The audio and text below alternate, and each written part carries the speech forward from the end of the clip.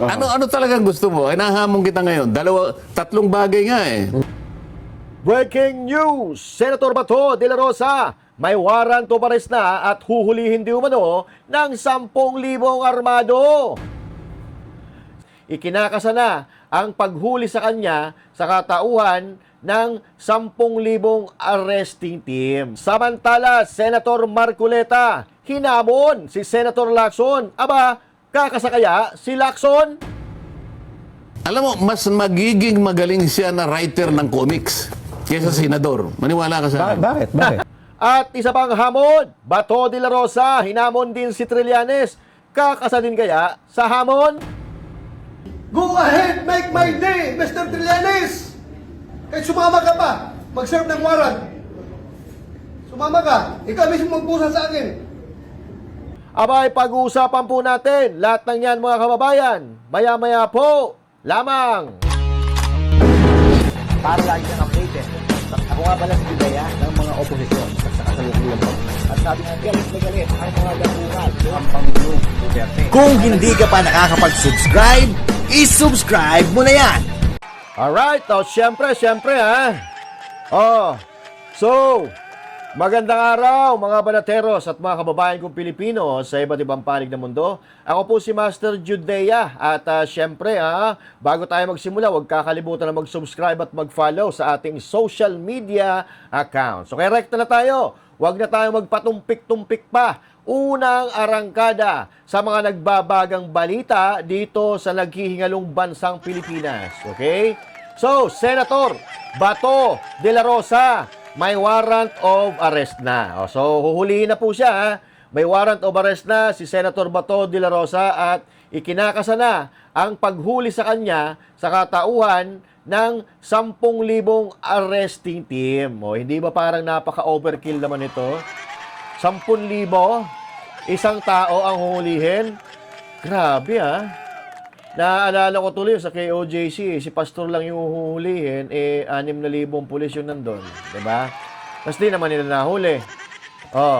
So ngayon, mga kababayan, nakikita po natin at kitang-kita ng dalawang mata natin kung paano gipitin ng kasalukuyang administrasyon ang mga kritiko. At ang nakakalungkot dito, gamit ang halos lahat ng sangay ng gobyerno. Ang tindi, di ba? Oo. So dito natin, lalong napatunayan na napakarumi ng politika. Lalo na kung ang nasa administrasyon, ang mga nakaupo ay may mga itinatagong baho na ayaw nilang lumabas o ayaw maamoy ng mga Pilipino at ng buong mundo. So gagawin po nila lahat ng kapamaraanan para hindi mapanalo ang susunod na Pangulo na magpapanagot po sa kanila. Di ba? So,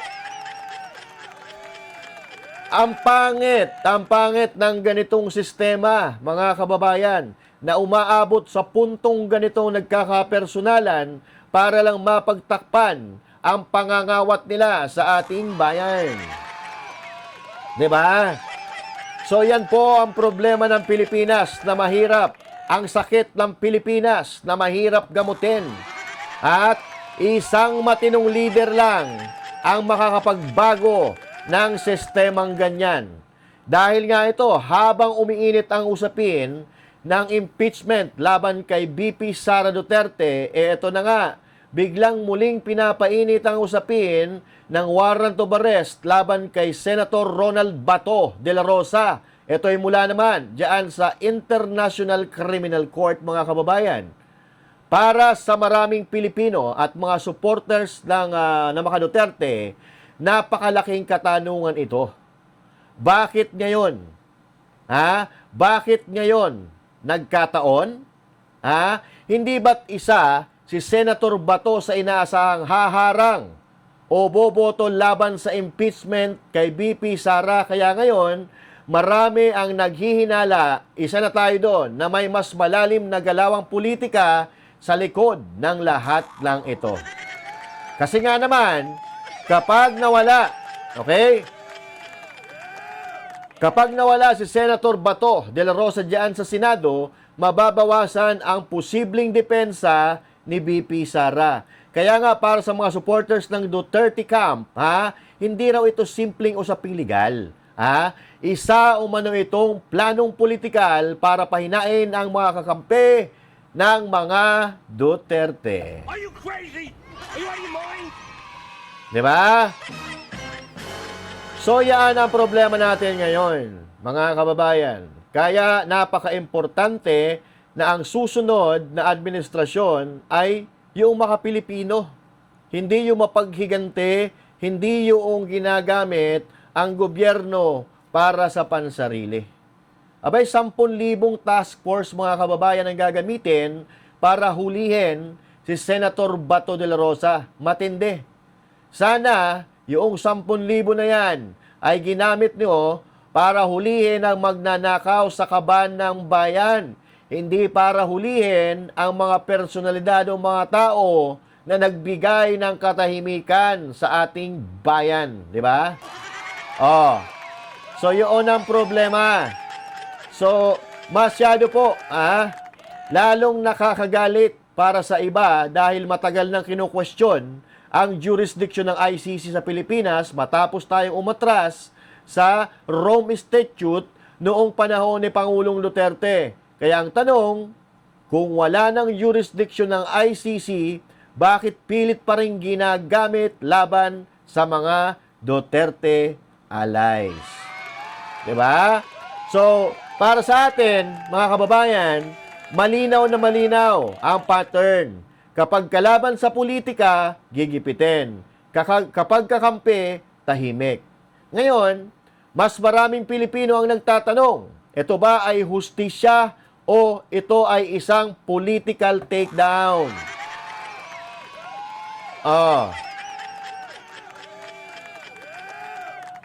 At habang papalapit po ang mga crucial na desisyon diyan sa Senado about impeachment, lalong umiinit ang paniniwala ng mga Pilipino na hindi lang si Bato ang target nila dito, kundi pati ang buong puwersang sumusuporta kay VP Sara Duterte. Yan po ang katotohanan dyan.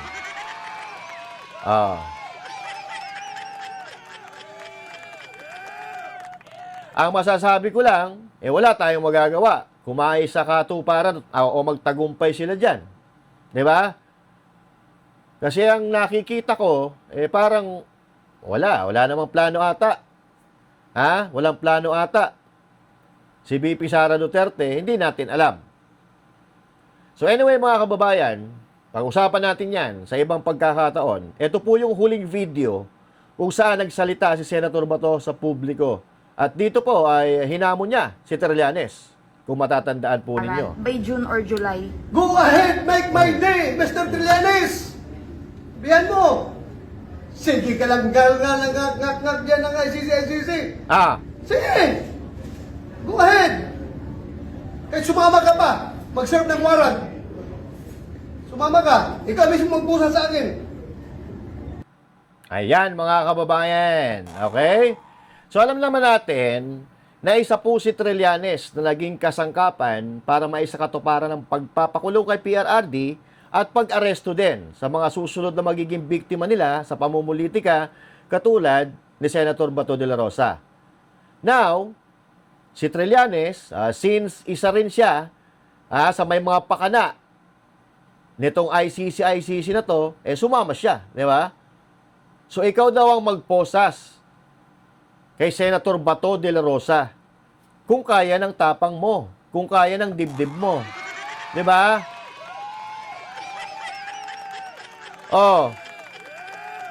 So, alam mo Trillanes, yung hamon nga sa'yo ng KOJC, maang-maangan ka, wala ka pang sagot.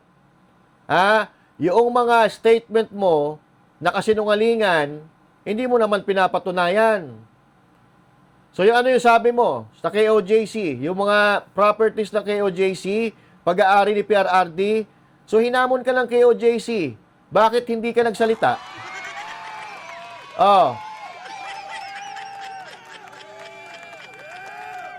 So, mga kababayan, isa po yan na patunay ng kasinungalingan ni Trillanes. Wala namang sinabi na itong si Trillanes na tumama Sobrang kapalan talaga ng mukha at hindi marunong mahiya. Sa bagay balita natin, gamit na gamit ka daw di umano ng kasalukuyang administrasyon. Okay lang yan. Babaliktad din ang mundo. Darating din ang panahon na babalik ka diyan sa Oblo Trillanes. Ha? So ngayon, mga kababayan, mukha pong nakakalimutan na natin yung anomalya, yung nakawan diyan sa flood control.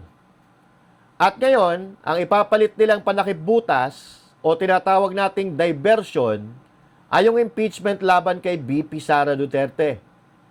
So mainit po ang nagiging sagutan ngayon ni Senator Rodante Marcoleta at ni Senator Pampilo Lacson tungkol sa kontrobersyal na flood control anomaly dahil dito sa biglang pagtigil ng pagdinig sa Blue Ribbon Committee diyan sa ICI na walang napala ang mga Pilipino.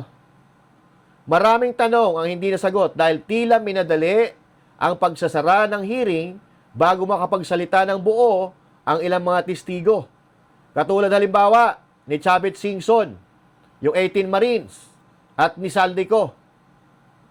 Alam nyo mga kababayan, mahalaga po na mailabas ang lahat ng impormasyon upang malaman kung sino talaga ang tunay na mastermind. Na ngayon, alam na natin, pero dapat mapatunayan sa hearing talaga. At para sa mga Pilipino na nag-iisip, ang pagtigil ng hearing ay tila pagharang sa buong katotohanan. Sa huli, ang tanong ng publiko, kung walang dapat itago, bakit hindi hayaang magsalita ang lahat ng mga testigo? Ha? O, eto, pakinggan natin. Pakinggan. Oh, gusto niya ng ganito? O sige, puntahan kita.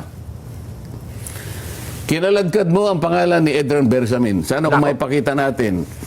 Siya mismo doon sa debate, DBCC debate, budget ng 2026. Opo. Kinaladkad niya ang pangalan ni Yusek Bersamin. Yeah. Siya mismo, ha? Budget ito, sinegway niya doon. Napigla nga kami. Sabi niya, si Yusek Bersamin, ni-name drop niya ang presidente. Ito ang pinag-uusapan nito, yung 100 billion Oho. na siningit sa BICAM. Kalahati nito o higit ay minanage ni Yusek Bernardo doon sa pag-amin sa kanya. Ayan. Ang nakuwang kickback sa 8 billion, sa 52-something billion pesos, 8 billion pesos, diniliver ni Bernardo kay Yusek Traigib Olaybar. Oho. Ayan po, mga kababayan. Malinaw na malinaw ang pagkakasabi ni Marcoleta. Bernardo, Olaybar, Alcantara, ito po talaga ang tunay na may ebidensya na sila nga ay nagsoli ng pera. Bakit ang kinulong nila ay si Bong Revilla? 'Di ba? Bakit ang pinag-iinitan nila yung wala naman silang maipakita or maitapat na ebidensya doon sa mga itinuturo nila? So ito ang tinatawag natin, mga kababayan, na binubusalan ang katotohanan. Binubusalan ang katotohanan para mapagtakpan ang mastermind. Yan. Si Yusek Traigib Olaybar, itong sinasabing ito, ito yung pagkukwento niya doon sa plenary. Yes. Plenary debates. Inuulit ko lang. Nagpalitan pa ng armor card, sabi niya, sa basement ng Diamond Hotel. Dahil nung panahon na yon, 2 billion ang diniliver ni Adrian. diniliver ni Bernardo kay Traigib. Kay Traigib, oho. At ang pagdi-deliver ng 8 billion na ito ay halos 10 instances, sabi niya. Oh, sinong niya ang sinasabi ni Senator Marcoleta? Si Lacson po Si Lacson po ang nagsiwalat niyan, si Lacson po ang nagsabi niyan, on record po yan, ano? At alam naman natin na itong si Lacson, puro papampam lang din, pasikat lang din. Kasi dati, ang sabi niya, nung nagsusimula pa lang itong flood control anomaly, nag-imbestiga yung team niya. So ano yung inimbestigahan niya? Inilabas ba niya kung sino ang mga sangkot sa anomalya? Hindi naman, di ba? So putangin na to si Lacson, ano? Oh, puro yabang din. Ngayon, nagtataka ako. Napakatinding akusasyon ito. Mabigat yun. 100 billion, ni-name drop mo ang pangalan ng Pangulo ng Republika. At nakakuha kayo doon sa hinandle lamang niya sa pagkakataon na yon, sapagkat marami pang iba, 8 billion pesos na ultimately daw ay napunta kay Adrian Bersamin. Nako. Ngayon, bakit hindi mo ipatawag? Bakit ka ako doon sa report mo, yung pangalan ni Adrian Bersamin, wala. Wala nga. Ikaw ang naghayag mismo eh. Ikaw ang naghayag mismo. Wala naman kami ang nalalaman dyan. Bigla ka na lang nagsalita dyan eh. Nag-volunteer ka. Palaging ganyan ang ginagawa mo. Oh, sinabi ko na, nag-text si Yusek Cabral. Sinabi niya, 67 ang kontraktor na kongresista. 11 contractors, hindi niya pinatawag. O, pagkatapos ito, si Adrian Bersamin, sinabit niya uli. Hindi na niya pinatatawag. Ano bang gusto mong gawin? Puro ka lang ba parang comics ka lang? Alam mo ito, mas magiging productive ito na wala na kasing comics ngayon eh. Nung panahon ko may comics dyan. Meron, oo. Kaya ang paghalimbawa ko, comics, alam mo. Sa high school ako eh. Opo. Medyo na-addict ako sa comics eh. Ito lang naman kasing mura-murang nababasa namin nung bata-bata kami. 50 centimos, meron ng comics eh. Alam mo, mas magiging magaling siya na writer ng comics kaysa senador. Maniwala ka sa akin. Bakit? Ano bang mga importanteng bill ang palagay mo pinagdidibatihan namin na nanggaling sa kanya? Wala. Kahit isa. Pero ang palagi niyang ginagawa itong ganito. Kwento. Ang ganda na nga lang, kanakuha niya yung Blue Ribbon Committee. Blue Ribbon. Oho. Ang ganda na nga sana eh. Baka sakaling dahil sinabi niyang mas magaling sa akin. Mas gusto ko naman kung may magaling sa akin, di maganda. Oo. Tama, okay lang naman yun, opo. Oh, paano ngayon gagaling ka? Ayaw mo na nga mag-imbestiga. Tumigil. Oho. Bigla kang tumigil. Anong Ayan, mga kababayan. Ang tanong dito kasi, bakit pinutol agad ang investigasyon? Kung may mga titistigo at mga handang magsalita para maglantad ng posibleng mastermind at katotohanan sa likod ng anomalyang ito, ano ba ang kinakatakutan ni Lacson? Sino ba ang pinoprotektahan ni Lacson? So ito mga kababayan, nakakabahala po ang pagpigil o pagharang sa mga testigo na maglalahad ng buong katotohanan.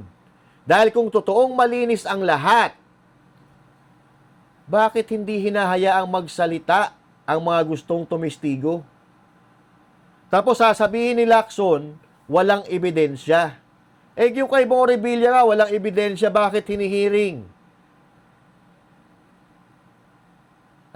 Bakit hinaharang kung mismong mga gustong tumistigo ay hindi nabibigyan ng sapat na pagkakataon para magsalita?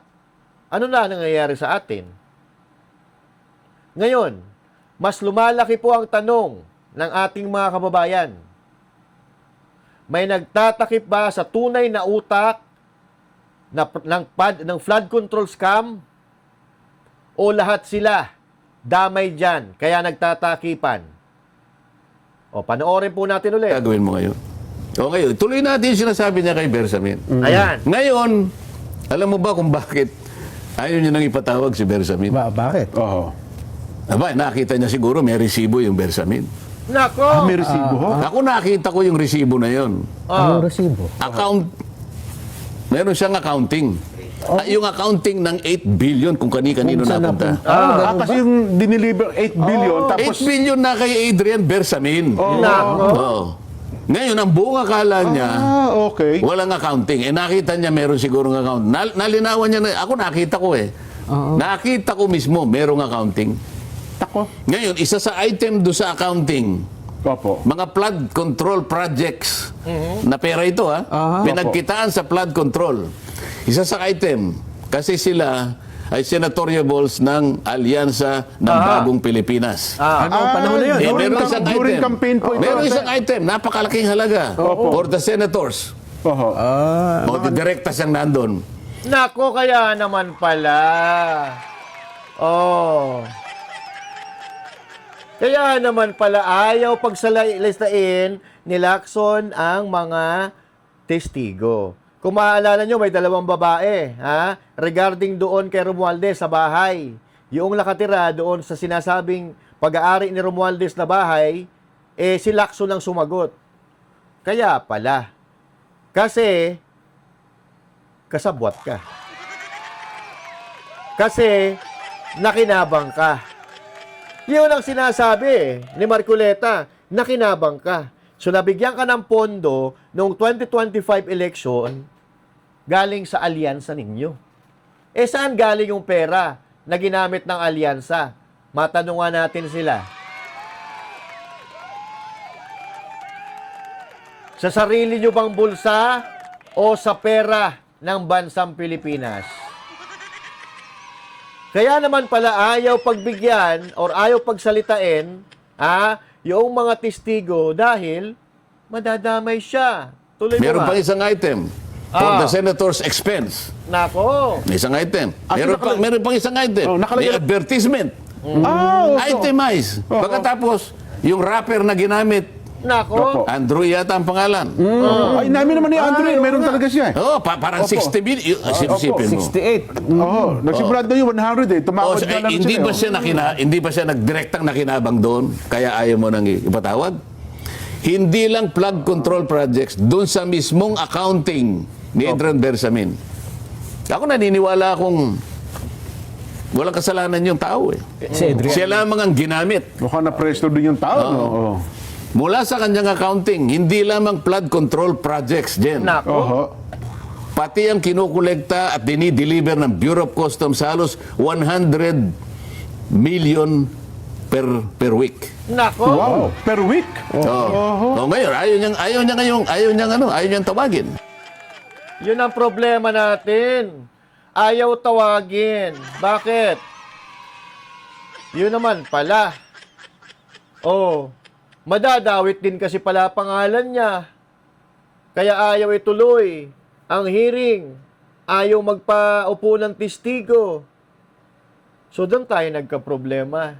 At dito natin napatunayan na nagtatakipan sila and the reason why hinostage nila yung Senado dahil dito. Ano talagang gusto mo? Ay, nahamon kita ngayon. Tatlong bagay nga eh. Opo. Tatlong bagay nga eh. Ipapatawag mo ba si Bersamin? Ipatatawag mo ba si Lian Libiste. Len Leviste? Hindi, isa yon. Yung dalawa Opo, na yun. opo. Jojo Cadiz? Yan. Opo. Yung hamon ko sa iyo na pag naapostil ba ni Saldico, Oho. ihaharap mo ba siya sa ating pagdinig sa pamagitan ng Zoom? Oho. Ito ang dapat mong gawin para makumpleto sa lalong madaling panahon. Ito ang inahangad ng taong bayan. Nagsisikip ng dibdib nila, lalong-lalo na sa panahong ito. Humirap ang buhay nila, ito ang isang dahilan kung bakit nasadlak sila sa ganitong kalagayan. Oho. Oh. Pero Yung sanga mo, pag naipakita ko ba, Oho. yung kahilingan ng ating SP, Opo. dahil sa kanyang pananaw na maaaring dapat niyang i-endorse yun, Makakatulong naman talaga. makakatulong naman sa constituents. Dadalhin ba sa ombudsman yun? Pupunta ka ba sa... Hindi, tatawag ka ba ng ng presscon, oo. presscon at sabihin mo, tsakin nyo kung ito'y na-implement at na-implement bang mabuti ito. Ganyan. O yan ang maliwanag na hamon. Ngayon, kapag hindi mo tinanggap ang hamon ko, tao na ang huhusga sa'yo. Oho. Dahil mo ipatawag si Bersamin at saka si Congressman Leviste, tao na ang suhusga sa'yo. Meron silang resibo. Opo. Isabina mo, duces tecum ad testificandum. Kasi dalawa yun eh. Yes po. Oo. Yung duces tecum, yung dokumento. Dokumento. Ad testificandum, kinakailangan mag-testify. Yung katawan, yung may tao mismo. Oho. Oo. Oo. At si Lian, ganun din, kasi meron siyang kopya. Oo. Pagharapin natin sila. At dyan makikita ng taong bayan kung sino ang nagmamali-malinisan dito.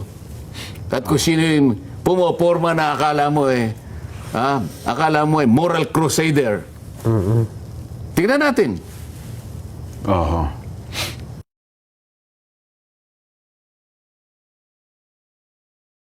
Hindi ho ba? At hindi lang pala flood control. Bureau of Custom, 100 million a week ang dinideliver. Saan napupunta? Mga kababayan, pera po ng bayan ang nakataya dito.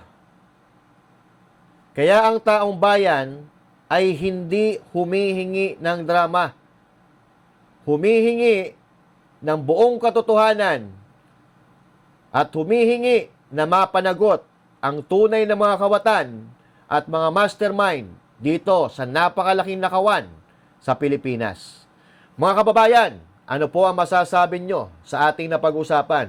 Kung mayroon kayong komento, i-comment ninyo. Pag-uusapan natin yan sa susunod na talakayan. And again, this is Master Judea saying thank you. God bless you all. And to God be the glory. Magandang araw po sa inyong lahat. Kaya pala ayaw no? Kaya pala